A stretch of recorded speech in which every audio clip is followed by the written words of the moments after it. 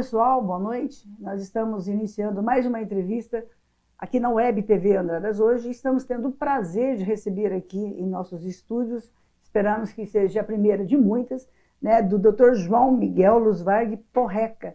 Ele é oftalmologista e é subespecialidade em catarata e glaucoma. Nós vamos ter uma conversa muito gostosa com ele. Tenho certeza que vocês vão aproveitar esse nosso bate-papo. Boa noite, doutor. Boa noite. Obrigado pelo convite. Imagina, a gente que agradece. Seja super bem-vindo.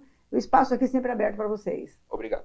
Lembrando, pessoal, que essa nossa conversa, essa nossa entrevista é uma parceria da Web TV Andradas hoje com a Unimed Andradas, e nós vamos estar trazendo aí no decorrer do mês de maio entrevistas com oftalmologistas, um programa que a Unimed está fazendo esse mês aí para as crianças de 0 a 7 anos. Nós vamos estar conversando com o Dr. João Miguel, que vai explanar um pouquinho melhor isso aí para nós. Se você tiver alguma dúvida, manda as mensagens aí para a gente nos comentários, que a gente com certeza vai estar encaminhando para o Dr. João Miguel.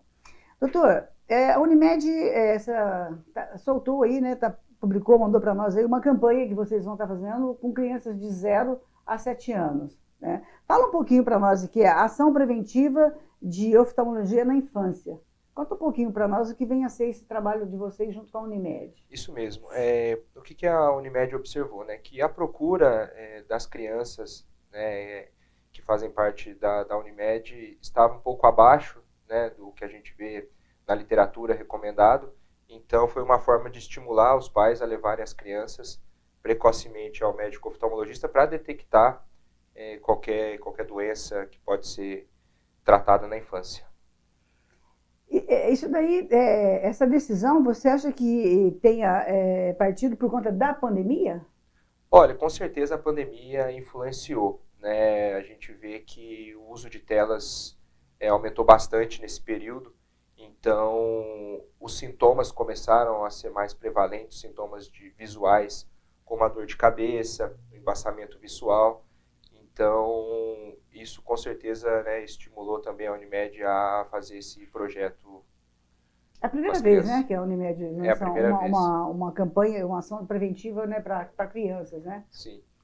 Antes da gente entrar um pouquinho mais nessa ação preventiva, porque eu acho que vai dar uma entrevista legal, fala um pouquinho sobre a sua especialidade, que é a catarata e o glaucoma. Isso. Então, eu fiz o curso de oftalmologia em São Paulo, no Hospital do Servidor Estadual, e lá também eu continuei e fiz a subespecialização, depois dos 3 anos de residência, em cirurgias de catarata e o atendimento do clínico, né, e tratamento cirúrgico do paciente com glaucoma.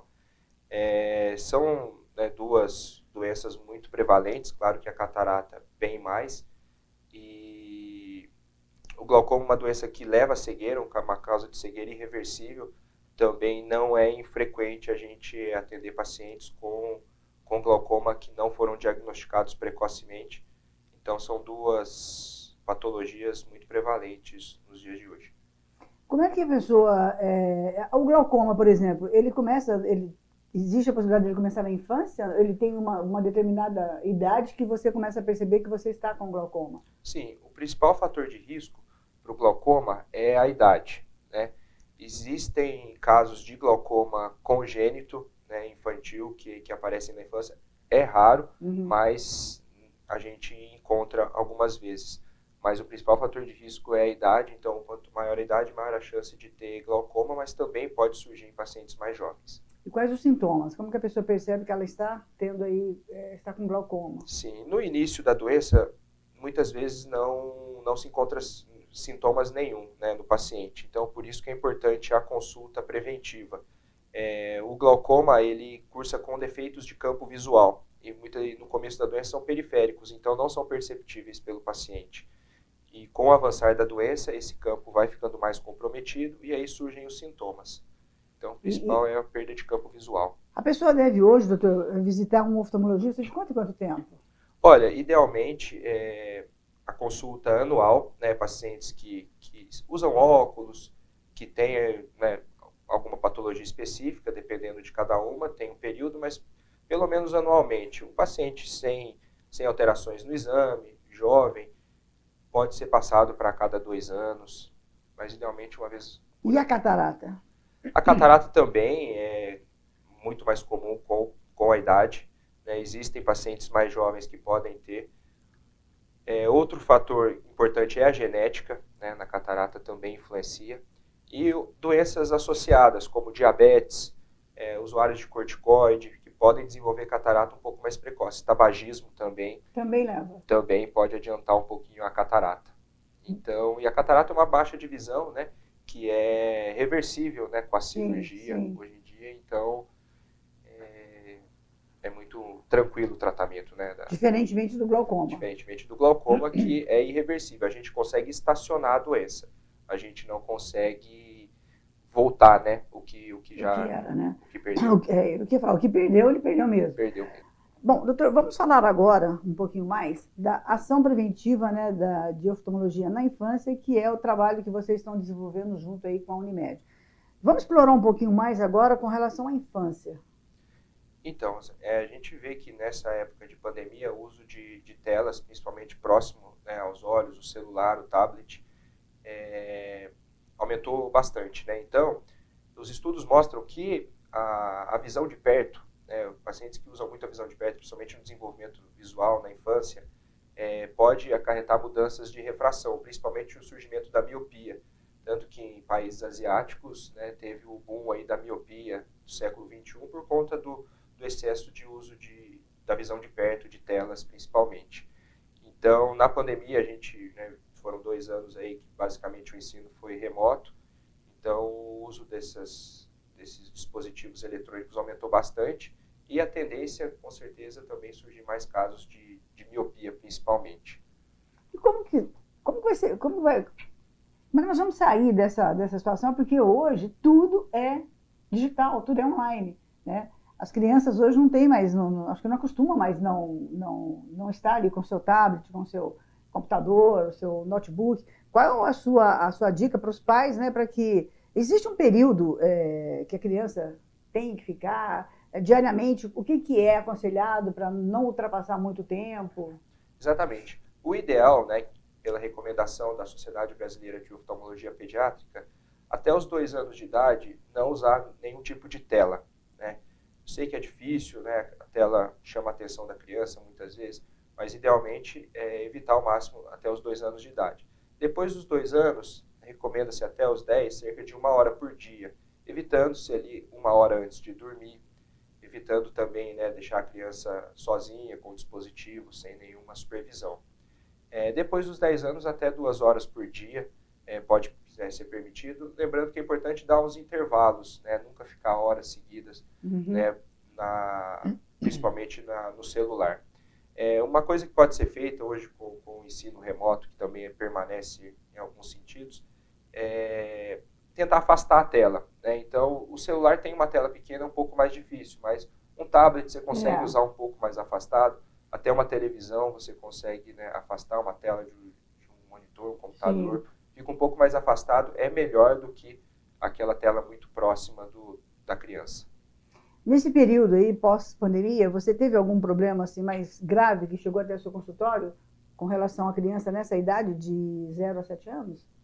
Olha, nessa idade, né, o principal aí são as queixas de baixa de visão, né, o embaçamento, né, na visão da lousa, do quadro, as dores de cabeça. Então, importante detectar, por exemplo, a miopia. Se a gente já detectar, essa miopia pode ser progressiva na infância. Então, se a gente já pega, né, já peguei alguns casos de uma criança já numa idade baixa, ali 3, 4 anos, já começa com miopia, é importante tomar essas medidas de diminuir o uso de telas, estimular a atividade externa, porque a luz do sol, hoje em dia, os estudos mostram que ela ajuda na prevenção, no controle da miopia.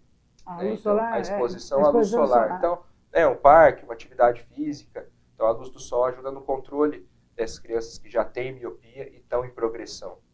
Então, tem como a gente tratar. Hoje em dia também tem tratamento farmacológico para isso, que a gente consegue controlar esse avanço da miopia, ainda mais se na família tem casos de miopia mais alta. Doutora, a gente conversando aqui, né, o senhor se colocando aí que a criança, por exemplo, acima de 4, 5, 6, 7 anos, 1 hora por dia, é difícil controlar isso aí, né? Porque hoje a gente vê a criança sem o dia inteiro com aquilo ali. Tá no shopping, tá tomando, a família está tomando lanche, a criança está entretida ali com isso daí, são horas.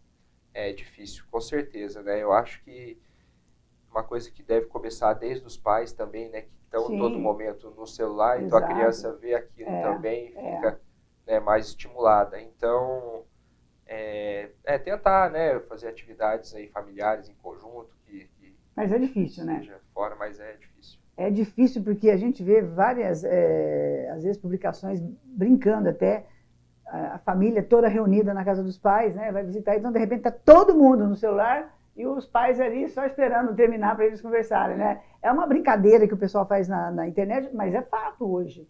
Hoje em dia isso aí é corriqueiro mesmo, né? Qual o sintoma que muitas vezes a criança está com dor de cabeça, mas não sabe falar para os pais que é dor de cabeça, que seria alusiva ao problema de vista, mas qual é o sintoma mais simples para os pais perceberem que tem alguma coisa errada com relação à visão? Sim. Porque a criança às vezes não sabe falar, né? Exatamente. Esse é o grande desafio para o médico aí, né, no atendimento da criança, por conta das queixas mesmo. Eu acho que a primeira coisa, o importante é a consulta de rotina, né? Então, no nascimento, a criança faz o teste do olhinho, logo na maternidade. Então, se o pediatra encontra alguma alteração, ele já encaminha para o médico oftalmologista para fazer um exame completo. Mas, estando o exame normal, por volta dos 6 meses de idade, é ideal que passe numa consulta. A gente já consegue avaliar o grau da criança, casos de estrabismo, que às vezes não estão tão visíveis. Então, o estrabismo a gente consegue detectar aí a partir dos 4, 6 meses que a criança já consegue fixar, já segue os objetos. Estando tudo normal, nenhuma alteração, a gente depois vê a criança próximo dos 3 anos, que é quando ela vai entrar ali, 3, 4 anos, entrar na escola, né? Então fazer um exame prévio aí, antes de entrar. E, idealmente, é isso daí. Depois, né, a criança, se tiver algum sintoma na escola, normalmente é um embaçamento, principalmente para longe, pode ser uma dor de cabeça mais no fim do dia, não costuma ser, né, do tipo de enxaqueca, que é uma dor de cabeça mais forte, pulsante, mas é uma dor de cabeça mais no fim do dia, associado a um embaçamento visual, são os principais sintomas. E os pais podem notar também alguma outra alteração que surja, como, né, o estrabismo, o desvio dos olhos, mas muitas vezes não é fácil de detectar, porque a criança pode ter já atendido crianças com um olho muito bom, né, e o outro olho com um grau mais alto, que não se detecta porque não faz o exame e o outro olho está suprindo a necessidade. Então, isso, se não tratado, muitas vezes até 9, 10 anos de idade, nesses casos que eu estou citando, que são diferenças de grau entre os olhos, depois não recupera mais. Então, por isso que é importante. Por isso a importância da visita na consulta periodicamente, rotineiramente, né? Doutor, vamos voltar um pouquinho agora, né, na doença que é mais corriqueira, é o que a gente mais vê falar, né, que é a miopia, astigmatismo e hipermetropia. Qual a diferença dessas três e qual seria a forma de tratamento? Isso mesmo. Na infância, toda criança habitualmente tem a hipermetropia. O que é a hipermetropia? Normalmente a criança tem os olhos menores e esse olho ele vai crescendo com né, o próprio crescimento da criança. Então, a hipermetropia está relacionada com olhos um pouco menores. Então, normalmente a gente não corrige o erro refrativo hipermetropia, porque a própria musculatura dos olhos consegue compensar esse erro refrativo. Então, a imagem fica nítida nos nossos olhos quando a hipermetropia é baixa até moderada na infância. Hipermetropias muito altas têm que ser tratadas. Já o astigmatismo, também bastante comum, normalmente está relacionado com alterações da curvatura da córnea, que é a tampinha que a gente tem na frente do nosso olho. Então, mais comumente é por alteração da curvatura da córnea, que gera uma imagem desfocada na nossa retina. Essa imagem desfocada, embaixo dos astigmatismos, não atrapalha tanto, até 0,75. A partir disso, a gente já costuma corrigir esse grau na criança, porque desfoca um pouco a imagem, principalmente para maiores distâncias. A criança, nesse caso, passaria a usar óculos. Passaria a usar óculos, tá? Lente não é recomendado para criança, né? Lente de contato? Olha, raros casos, tá? Casos de graus muito altos, tudo, a gente pode optar pela lente de contato, mas são casos raros. Corriqueiramente não, porque demanda, né, uma responsabilidade que é mais complicada. E a miopia, né, falando um pouco mais da miopia, que é muito conhecida por todos, porque realmente precisa ser corrigido a miopia. O nosso sistema visual não consegue compensar esse tipo de erro, né, de refração, a miopia. Então a gente precisa das lentes negativas de óculos para corrigir a miopia. E a grande importância da miopia na infância é porque ela, né, muitas vezes é progressiva. Então ela pode ir aumentando até cerca dos 20 e poucos anos. Aí pode ainda mudar, aumentar a miopia. Com relação à miopia, ela pode retroceder, ela pode retrair um pouco mais ou não? É só, tipo, dar uma estagnada nela? Isso. Voltar, né, a miopia, não. Não. Depois que ela atingiu aquele valor, ela ou, né, fica naquele nível ou pode aumentar. Então, voltar a miopia não, porque tem a ver normalmente com o crescimento dos olhos. Então... E só é detectado com a ida no médico e passar pelas aparelhagens que vocês têm ali. Exatamente. A olho nu não dá para perceber. A olho nu não dá. Esses aumentos do tamanho do olho são milímetros, então não são tão perceptíveis. Então, só nas consultas mesmo que a gente consegue detectar o aumento progressivo do olho e o aumento da miopia. Pessoal, para vocês verem, né, vocês pais, mães que estão assistindo aí a Web TV Andradas hoje, com o médico Dr. João Miguel Luzvarg Porrec. Ele é oftalmologista, ele atende pela Unimed, tem também seu consultório particular, que a gente vai estar passando aí no final para vocês. É muito importante que vocês avaliem e analisem a importância de vocês estarem levando os seus filhos, né, periodicamente, a cada 6 meses, né, seria isso, uma vez por ano, depois que, para poder diagnosticar casos, né, como o que ele disse aqui, que muitas vezes a olho nu a gente não percebe. E só mesmo um profissional da área que vai detectar e ajudar que aquilo ali estacione, né, e dê uma qualidade de vida melhor para a criança, né. Bom, pessoal, esse foi mais um bate-papo gostoso aí com o Dr. João Miguel Luzvarg Porrec. Lembrando, doutor, que o espaço aqui na Web TV Andradas hoje está sempre aberto. A gente espera que essa nossa entrevista seja a primeira de muitas. Eu acho muito importante a gente poder estar levando para a população entrevistas de interesse mesmo, principalmente ligado à nossa saúde, né? Então, eu gostaria que você fizesse as suas considerações finais para quem está nos assistindo. E, mais uma vez, obrigada por ter aceito o nosso convite aí, com essa parceria longa que a gente fez aí com a Unimed Andradas. Obrigado, Rosane. Eu acho que deu para, né, esse bate-papo foi bem legal para os pais, né, poderem entender a importância da consulta oftalmológica, né, de toda criança. E eu estou à disposição no consultório para atender e sempre que precisar. Doutor, vamos deixar aí também, ele atende pela Unimed, mas nós vamos deixar também o endereço da clínica dele, o telefone, para você que quer tirar alguma dúvida ou quer marcar uma consulta. Deixa para eles, para quem está nos assistindo aí, o seu endereço, o seu telefone. Sim, então estou atendendo na rua Eduardo Amaral, 438, na Mater Clínica. Então, na esquina ali ao lado do Uniforte. Isso, bem localizado ali, não tem erro. Não é difícil. Bem no centro. Bem aqui. No centro ali, bem visível na esquina.